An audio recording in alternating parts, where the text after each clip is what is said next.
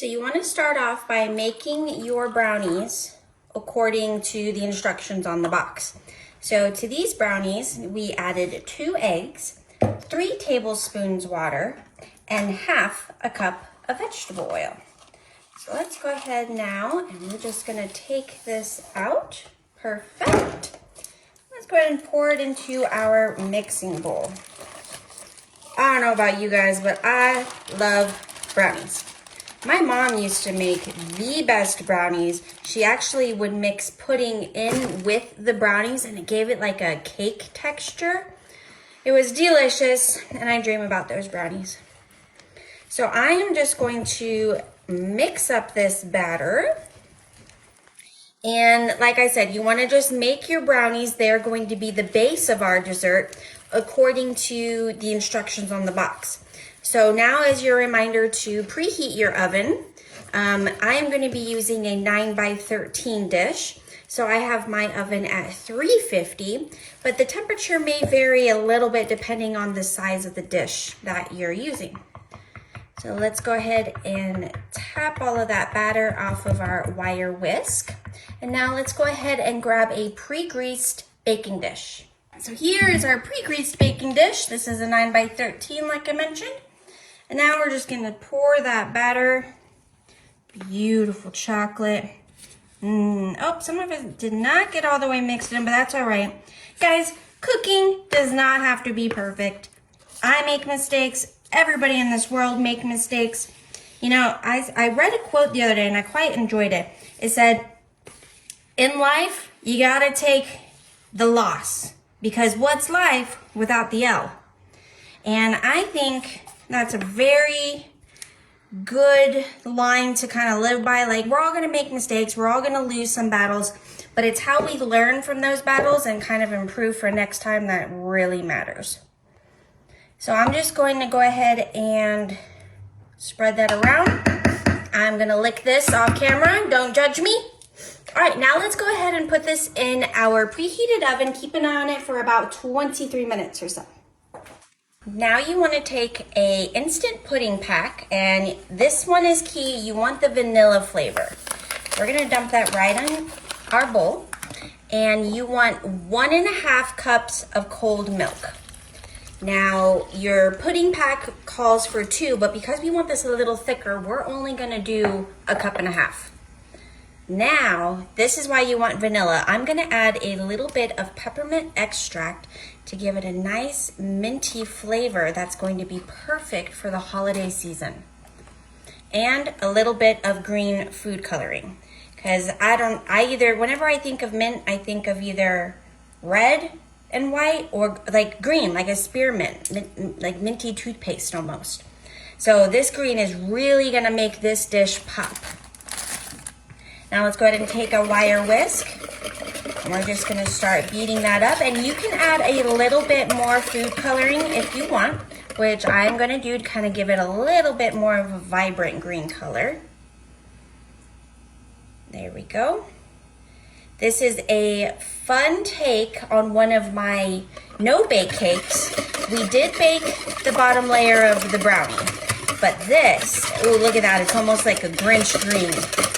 We're gonna whisk that up, get it nice and thick.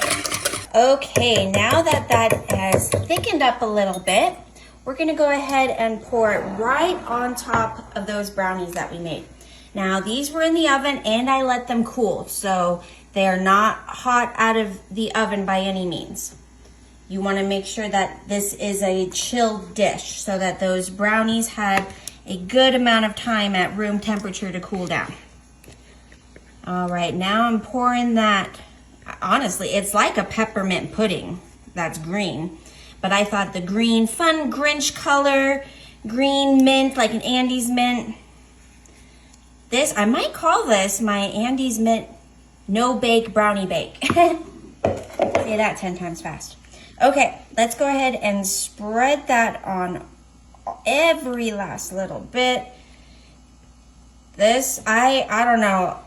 I wish I had some witnesses right now to talk about my no-bake cakes because each and every one turn out amazing. And I'm really excited about this one because I've never made this combination of flavors, but I thought it'd be really fun for the holidays. All right, go ahead and get that evenly spread as best as possible. And next you want to take just some regular honey, or you can do the cinnamon, but maybe for this recipe I'd recommend the honey graham crackers. And what we're going to do is, just like in my no bakes, we're going to start to layer those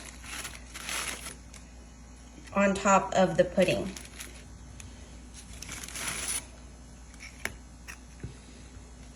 I'm just pressing these right on into that pudding, and these are going to soak up the moisture from that pudding and give it almost like a sponge lady finger tiramisu kind of texture, which is, in my opinion, absolutely delicious.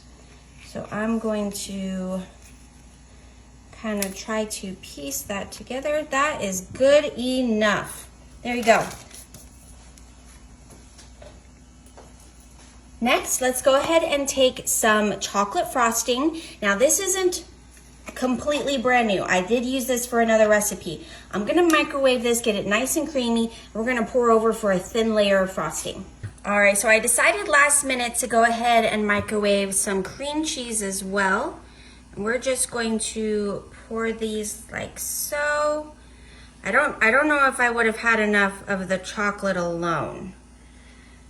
Yeah, I probably would have run out. Better safe than sorry.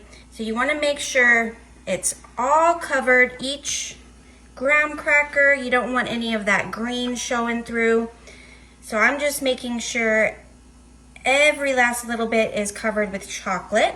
It doesn't have to be perfect. You can see that they're a little bit mixed up, but that's fine because we're going to marble them. So let's go ahead and take a clean toothpick, and I'm just going to start swirling them together. And honestly, any chocolate is good chocolate to me. It doesn't even have to be pretty. It just has to taste good, guys. This is going to be delicious. I was a little bit of a cheat, and I licked the bowl for that peppermint pudding that we made for the middle layer. Woo! Was that delicious. You can go ahead and use a knife if you don't have a toothpick and get kind of bigger swirls, but I kind of like how it's almost looking delicate. This isn't a delicate dish by any means, but the top sure looks delicately beautiful. All right, just about done. Let's go ahead and add some fun festive sprinkles. Because this is, I'm gonna use this for a Christmas dish. I just got some fun Christmas sprinkles. Not too many. I don't want to hide that beautiful design of the marbled chocolate with that cream cheese frosting. But just a little bit to add some fun pizzazz. All right, there we go. Let's go ahead. If you want to put this, if you have room in your refrigerator, it does take a little bit of time. If you have patience, more power to you. You need about 4 hours in the fridge, but if you put it in the freezer, it could be done in about 2. So I'll see you guys in a little bit. Best results for overnight, so I might take a little snooze and see you in the morning. All right, so I tried to wait overnight, but I couldn't because I knew this was in my fridge, and I had to have some of it tonight. So tell me that doesn't look like an Andy's mint in a casserole dish. I'm excited. Okay, so we're gonna go ahead because honestly, yeah, I could not wait anymore. So it was in there, I don't know, like 4 hours. Woke me up, put on my clothes to come all the way downstairs just to get a bite because I need it. All right, let's hope that this all comes out smoothly. Get in there. All right, let's see. Get my plate ready. How does it look? I hope it looks as good as it smells. Okay, all right. So you can definitely see all the layers in there. We got the brownie, the mint pudding, graham crackers, and frosting. I don't know how this could be bad, so hopefully it's worth waking up for.